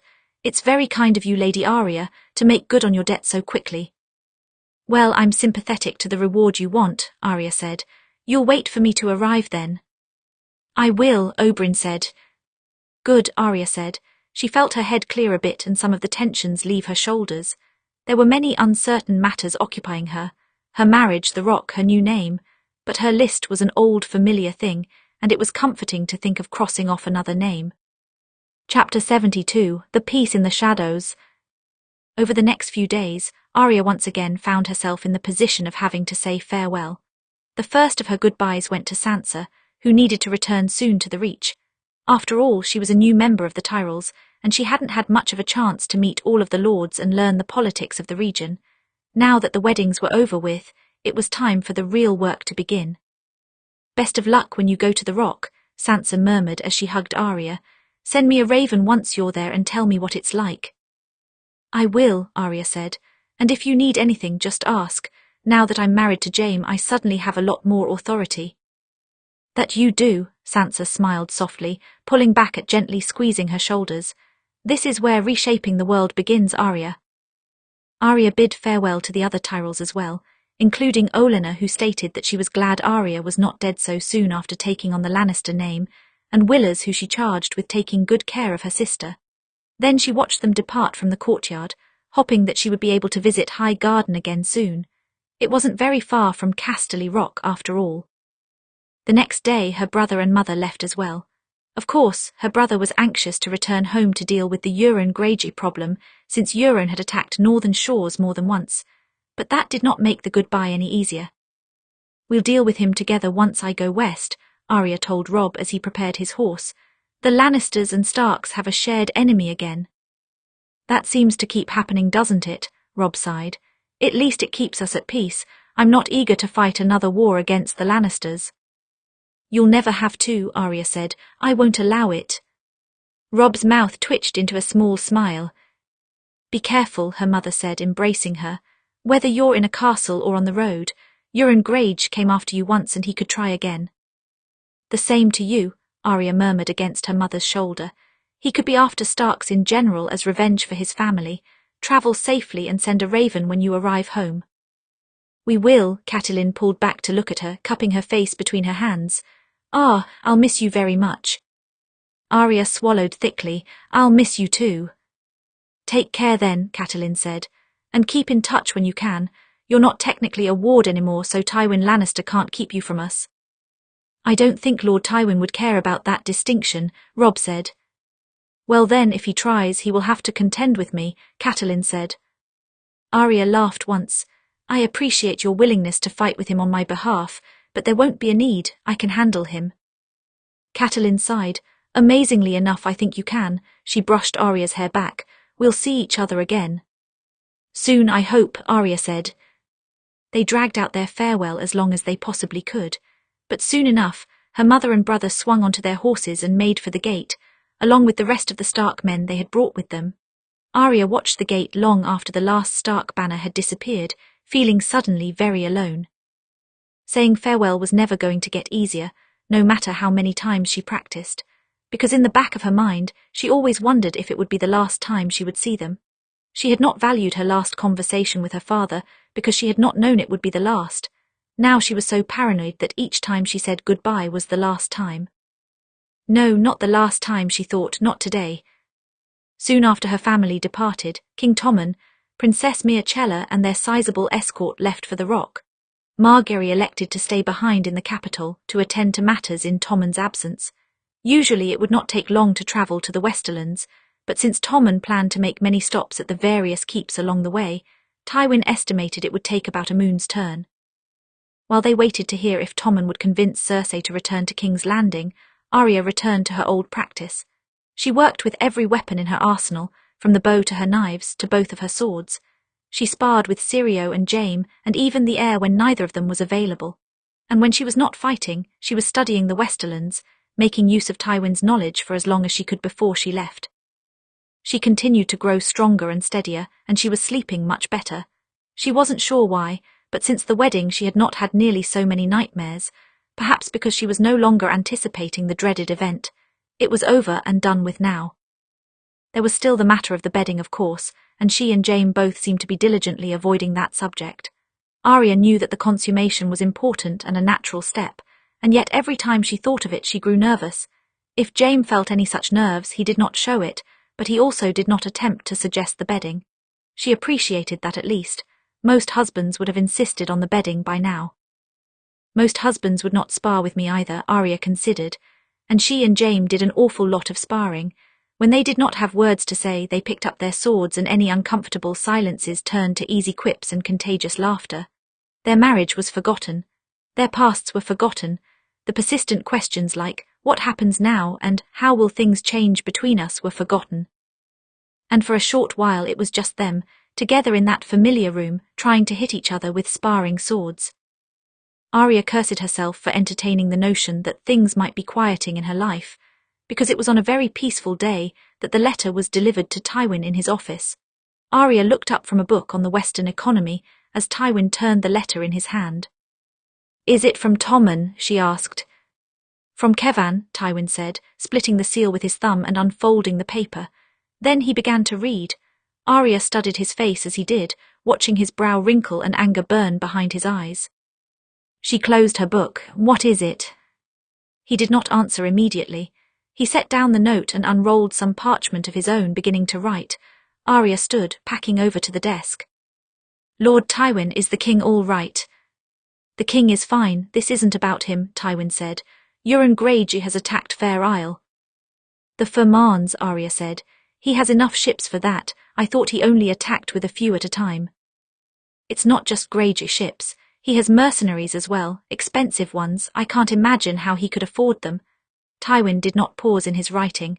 "But then, no one knows what Euron Greyjoy has been doing during his banishment. Perhaps he came across considerable wealth. And now he's using it to attack Fair Isle." Arya said, "Why?" "It's a strategic position for him. The Greyjoys know ships and islands better than anyone. If he wishes to launch a larger assault on the west, it's a good place to start." Tywin finished his letter and waved it a bit to let the ink dry. "Not to mention, crippling our navy will make taking back the Iron Islands easier." "But why strike at the Lannisters?" Arya asked. "When he tried to assassinate me, I assumed it was an attack on my family, since Robb is the one who put down the Greyjoy rebellion. I know the Crown ordered the attack, but—" "He's not driven merely by revenge," Tywin said. "Think who has territory on the western coast near the Iron Islands."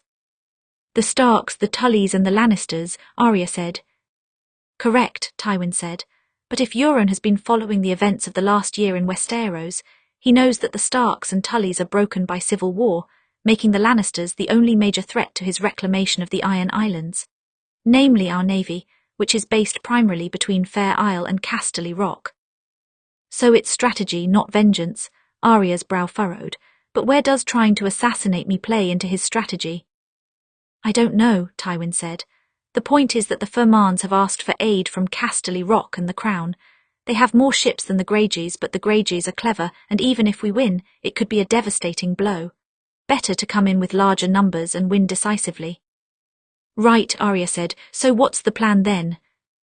"I'll ride with reinforcements from the Crown and direct a counter-attack on Greyjoy," Tywin said. "You and Jaime will stay here and wait for word from Tommen.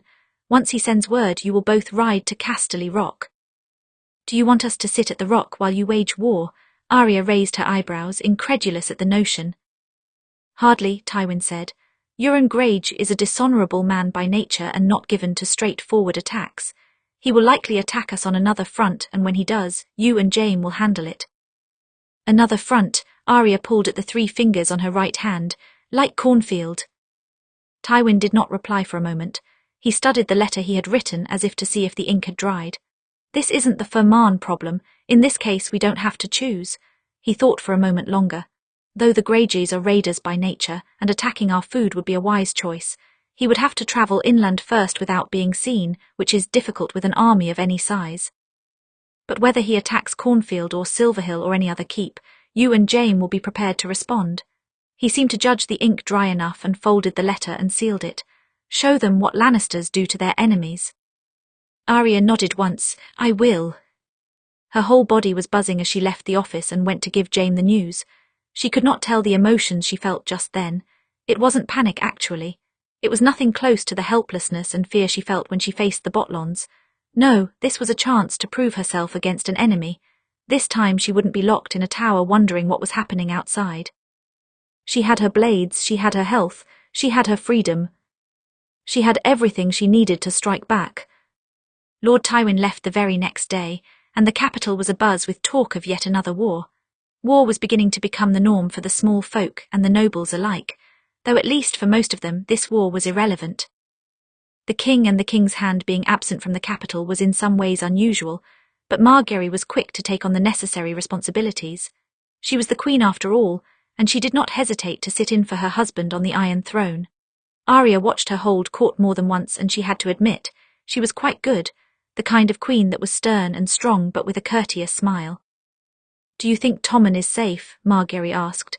He's in the west. I hope Greyjoy hasn't gone after him. Tommen was travelling by land, Arya said. He should be all right, and if anyone had attacked Casterly Rock we would know. Yes, that's true, Margaery murmured. Still, I hope he returns soon. She actually seemed quite genuinely worried.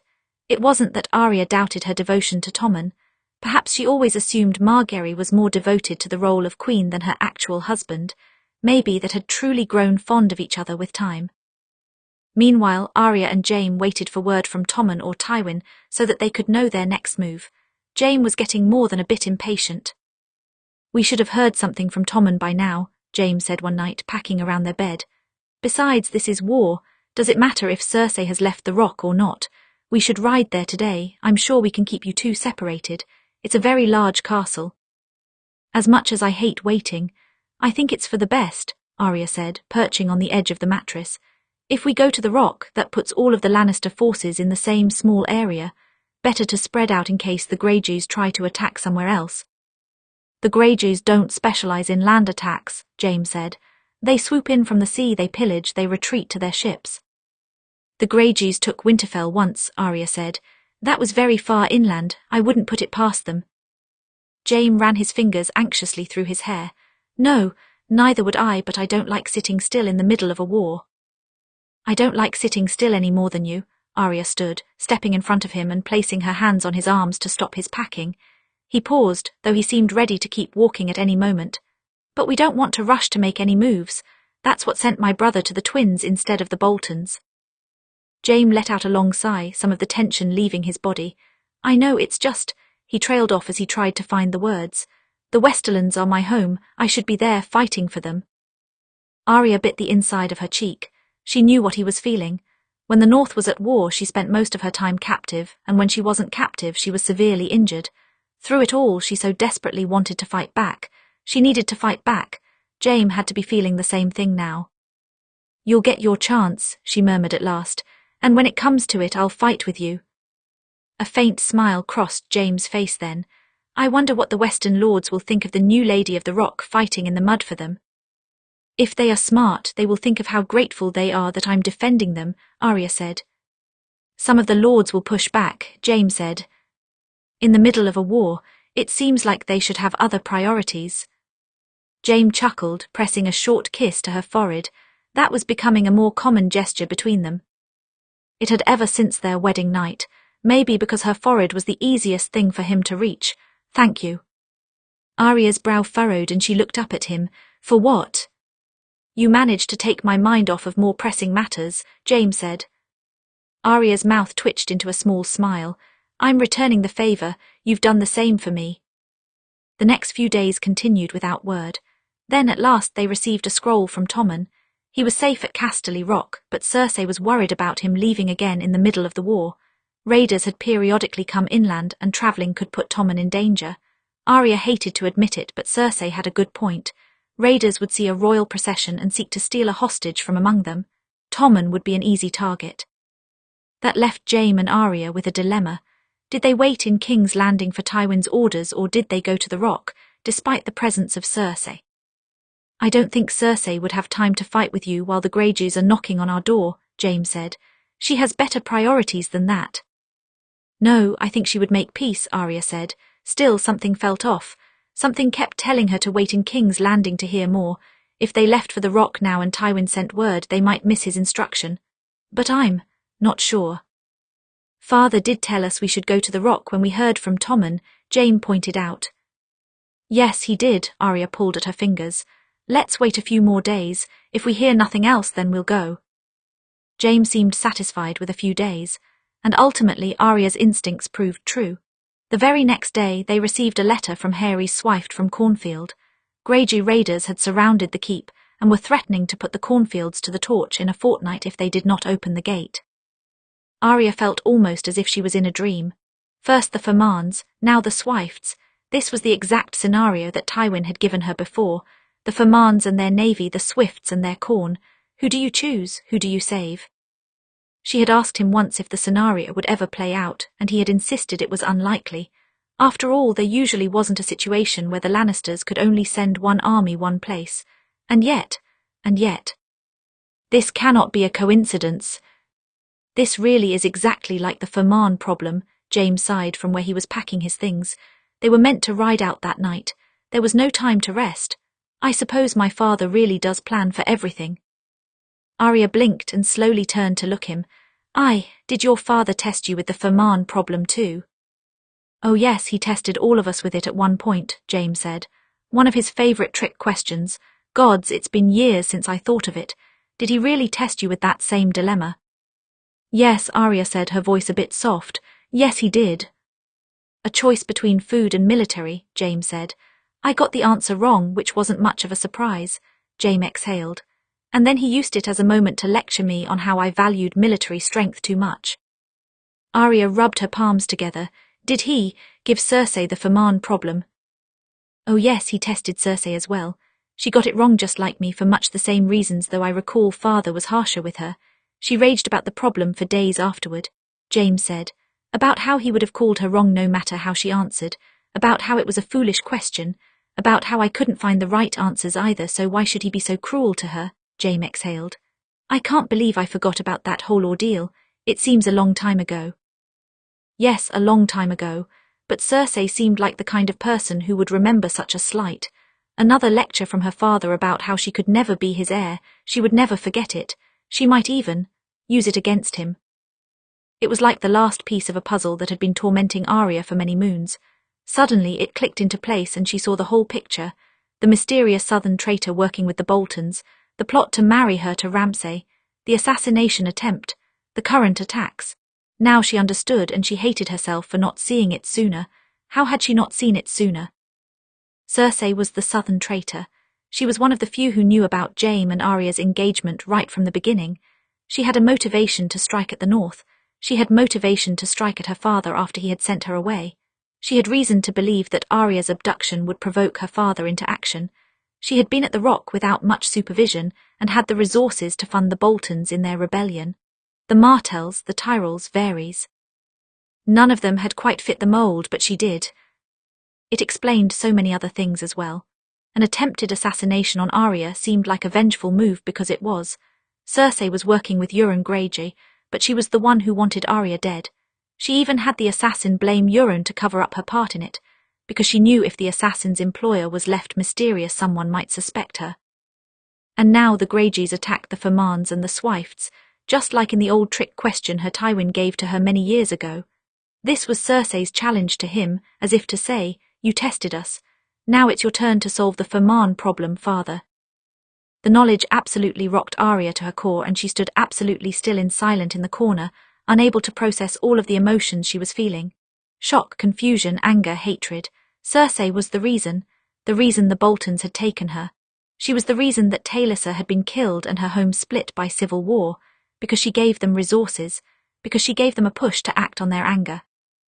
Jaime seemed to recognize her silence, and he looked up from his packing. Arya, what is it? Arya nearly blurted it all out, but she stopped herself when she remembered who she was talking to. No matter how much he had changed, Jaime was still the same in some ways. He still cared for his sister, and he would not be able to accept that she had betrayed the family. If it had taken Arya so long to see it, he would be completely blind to it. They didn't have time to argue. They didn't have time to fight. So quick as a flash, she pulled every one of her emotions back inside of her and shook her head. Nothing. I was just thinking that I got the question wrong too. I guess no one got it right. Something's wrong, Jaime said. Arya, you're shaking. She felt his hand on her upper arm, gentle and comforting. She wanted to tell him, but she was afraid to say anything. She was afraid he would not be on her side if she said it now. Arya had to think of a believable lie, and she had to think of it fast. Her mind raced for a long moment before she sighed. I guess. It's just settling on me that I'm about ride into a battle. The North doesn't count. I was injured and unable to fight. I've never actually done this before. She smiled weakly. And now your father expects so much from me. It's intimidating. Jaime's mouth twitched. Now you know how it feels.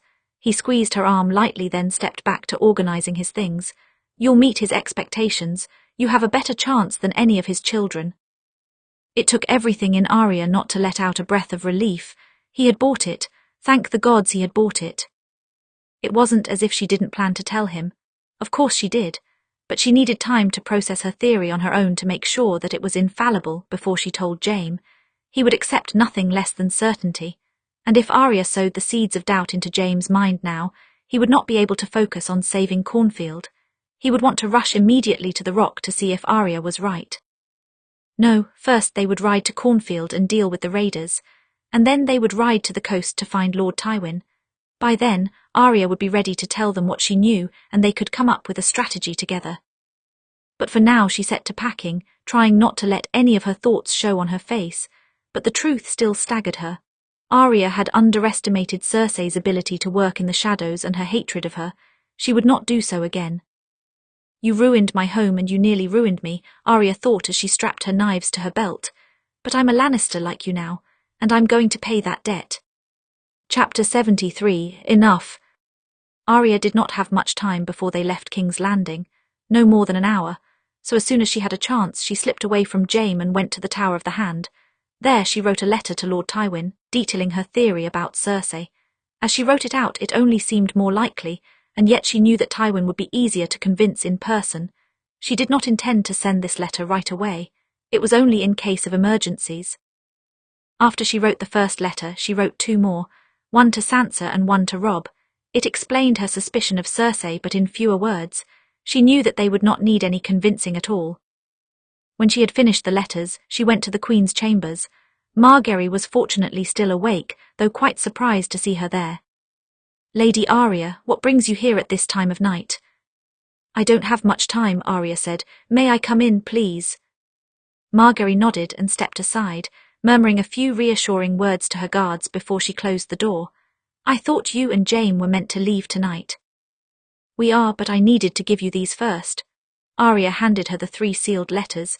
If anything should happen to me in the battle to come, it is vital that you send these. One to Lord Tywin, one to my brother Robb, and one to my sister. What do these letters contain? Margaery said. I won't say yet, Arya said. With any luck you won't need to deliver these letters.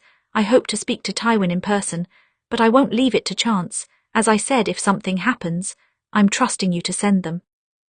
I will. Margaery took the letters into her hands.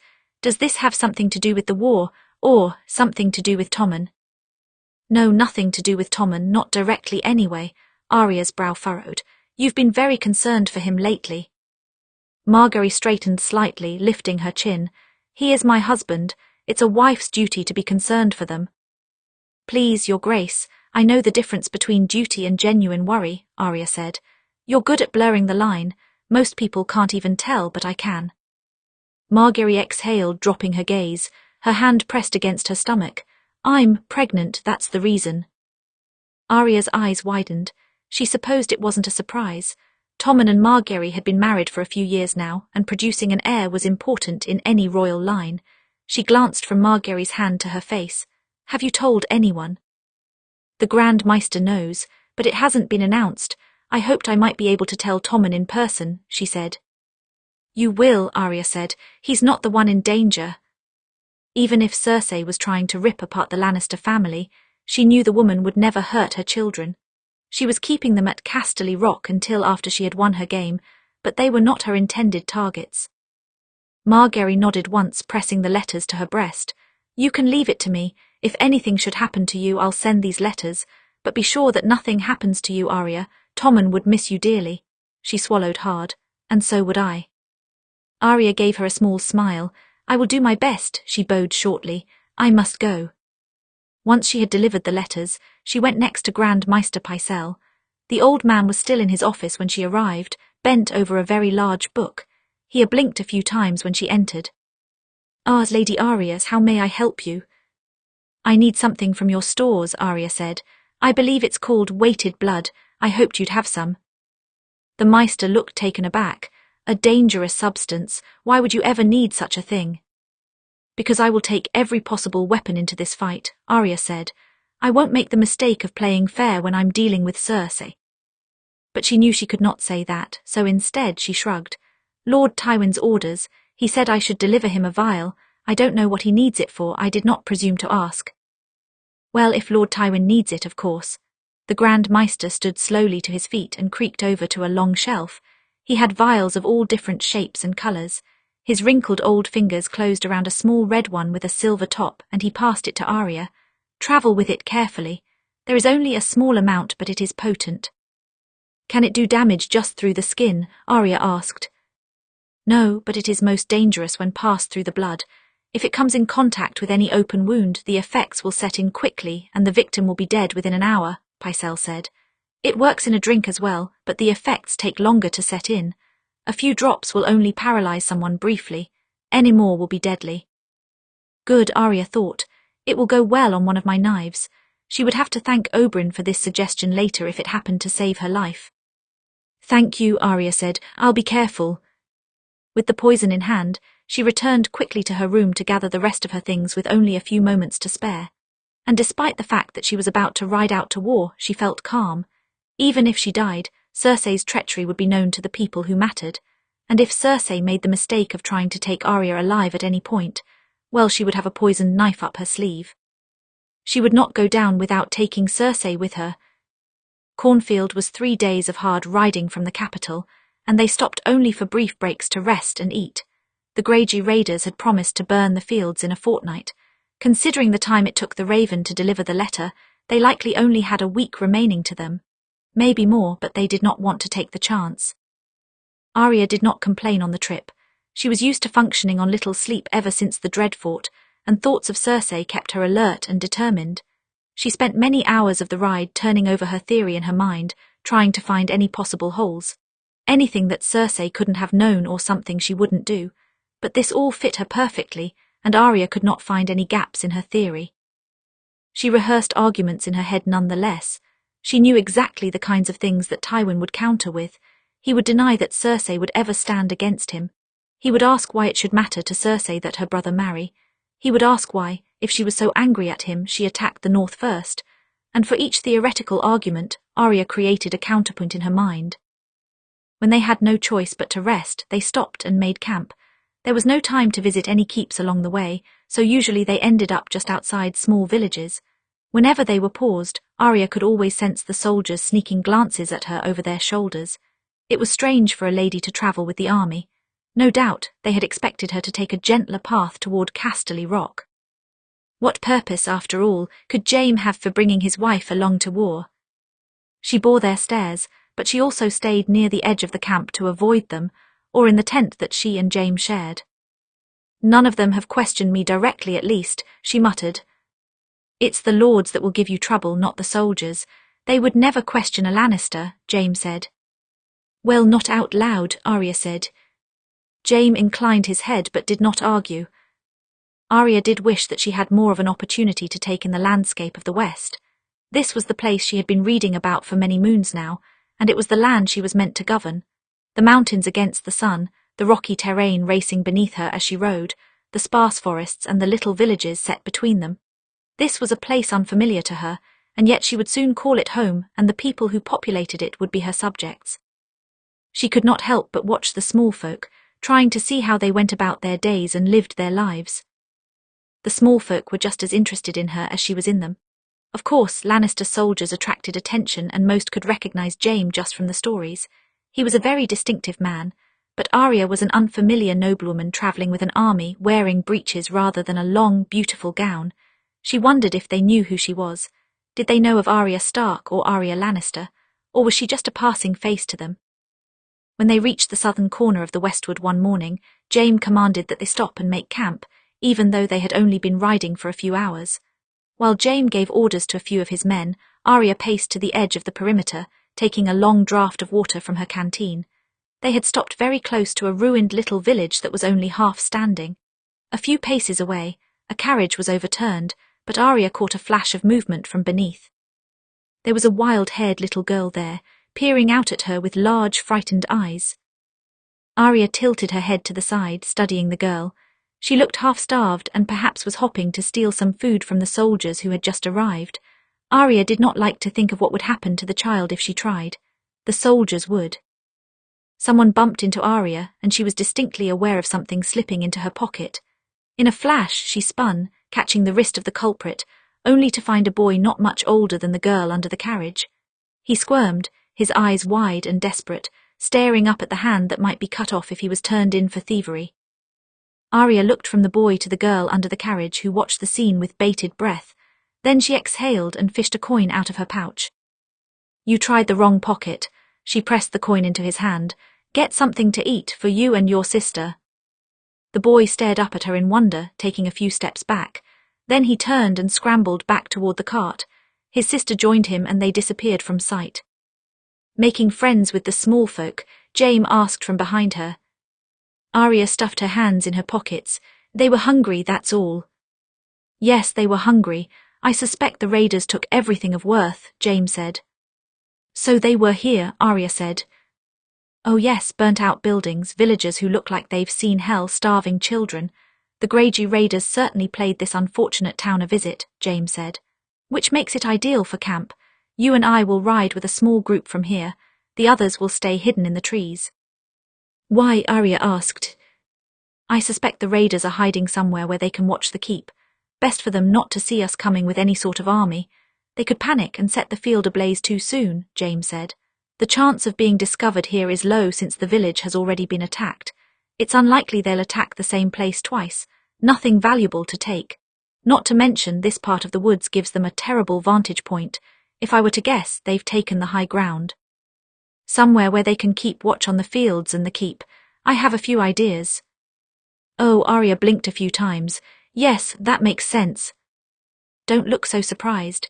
Jaime grinned. "This is my home, remember, same as the north was yours, and I used to come to this forest to hunt when I was a boy. I know it well. The Greyjoys don't." A few moments later, Jaime and Arya set out again with a small party of soldiers, riding at full speed for Cornfield. It took them a little less than an hour to reach the keep. It was a modest-sized castle, but the fields around it were the truly impressive thing. They seemed to go on for miles. It was the only truly flat expanse that Arya had seen in the west, the only territory suited to growing large amounts of crops at once. That was what made it so valuable. The Swifts had set up a perimeter between the woods and the fields, but it was a sorry little collection of tents and soldiers. One had only to look for a few moments to understand that this was not a place used to battle. They had food rather than gold or silver, and most people wouldn't see them as valuable. They had no idea that they were pawns in Cersei's strategy against her father. 5 men crowded in a small tent on the western edge of the fields when she and Jaime arrived, and they all stepped forward to greet Jaime at once and thank him for coming. They greeted her as well, though there was more than a little confusion in their tones. She had met only 2 of them before, Harry Swift, the head of Swift House, and his eldest son Stefan. The others were strangers to her. "We were just discussing how to handle the raiders. Your help will be welcome in that," Harry Swift said. "They're hiding out somewhere in the woods, and any scouts we have sent have not returned alive." "No, I imagine not." Jaime leaned over the map, tracing his finger along the edge of the forest. "The Greyjoys have no doubt picked a point where they will see scouts coming." "They have the advantage as long as they are hiding in the damn trees," Lord Stefan said. "If we want to get eyes on them, we could always use fire to burn them out." "You'll burn out all the game as well," Jaime said. "We won't burn the whole forest, just a part of it," Lord Stefan said, "and better to lose some game than our crops." "No," Arya spoke up. There are many small folk in the woods, you could kill them as well. Not many, Lord Stephen said, and death by fire is better than death by those Greyjoy bastards.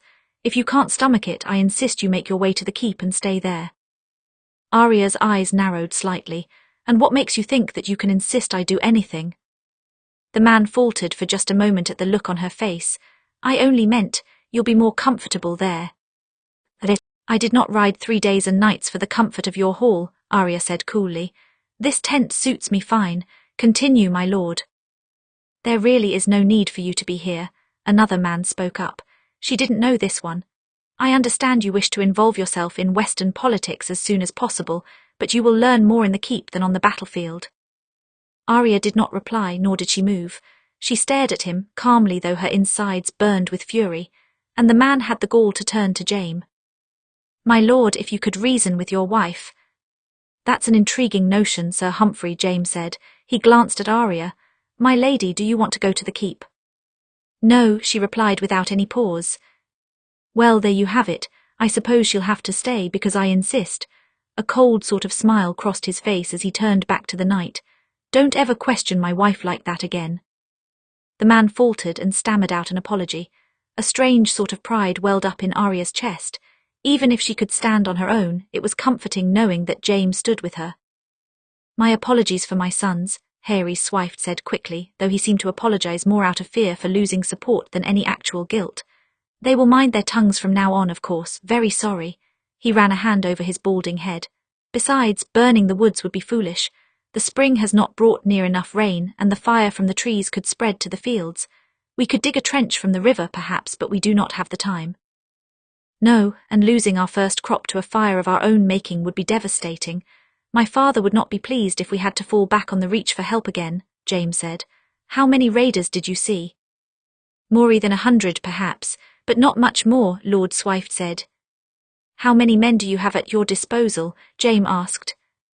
With the exception of the men needed to man the walls. About 70, Swift said. Understand, we're usually not a target for wars such as these, so we don't need many soldiers to keep the peace, and we lost a great deal of our men in the War of the Five Kings.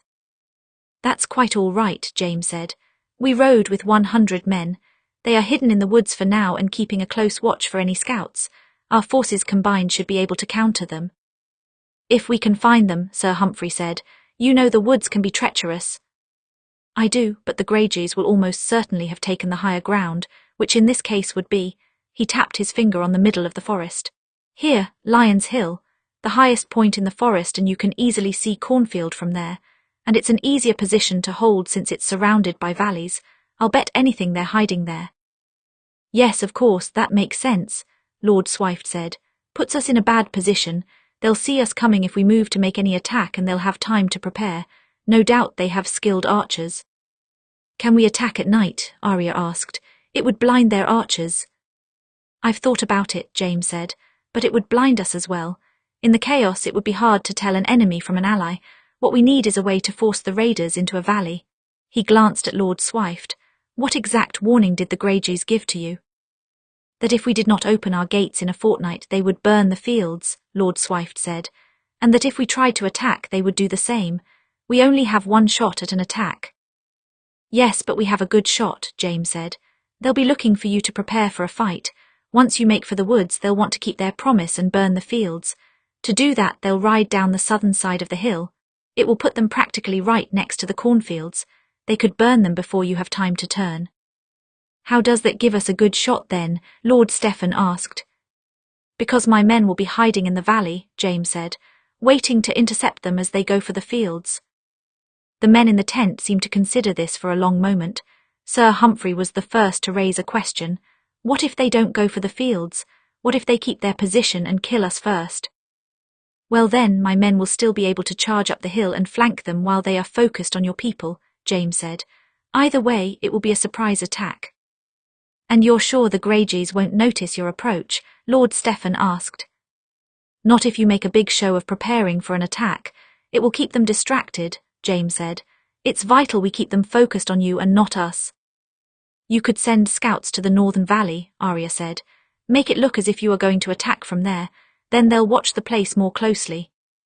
Ah yes, that's an idea, Jaime said. It could give us a better chance. The lords and generals looked between each other at the table, all silently considering the plan, until at last Lord Swift nodded. "All right, your plan is better than anything we've come up with so far," he said.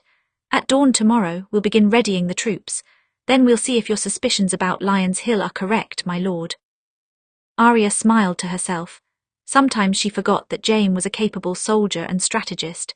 He balked from ruling in most capacities, but on the battlefield he clearly felt more at home, and it was good to see him in his element. She had made the right decision by not telling him about Cersei. If she had, he wouldn't be able to think about anything else, and he deserved a chance to prove himself to his father. Jaime spent that evening studying the map, trying to make sure he hadn't forgotten an important detail about the woods. He knew this was a crucial moment, and his father would be looking for him to succeed. No mistakes, no falling short of his expectations. He was tired of doing that. "You're good at this, you know." Jaime looked up in surprise at Arya. She was sitting cross-legged on the ground, arranging her weapons in front of her. 2 swords, 4 knives and a bow and quiver. She really had come prepared. "What do you mean?" "Planning a battle, leading, you're good at it," Arya said, adjusting one of her knives. "Your men respect you, so do the lords. They were more than willing to let you take control of the meeting, and then your strategy was, well, it was a good strategy." She looked up at him. "Your father would be proud." Jaime wasn't sure why, but his chest tightened at the words. "I'm sure he would see a flaw in my plan. He always sees some flaw, too reckless, too obvious, too foolish." "It's not your fault that he sets his expectations too high," Arya shrugged. "Maybe you're reckless sometimes, but you're not foolish. You've never been foolish." Jaime swallowed hard. Those words. Had he ever actually heard those words before? His father had called him foolish more than once, and Cersei, well, she had always insisted that she was smarter than him. It was one of the reasons that she thought she should be their father's heir, because she was smarter and because she took it more seriously. Jaime had always agreed with her, but Arya. "You're not foolish. You've never been foolish." How strange it was to hear that from someone. Arya seemed to notice Jaime's silence, and she looked up at him. "Did I say something wrong?" Jaime shook his head.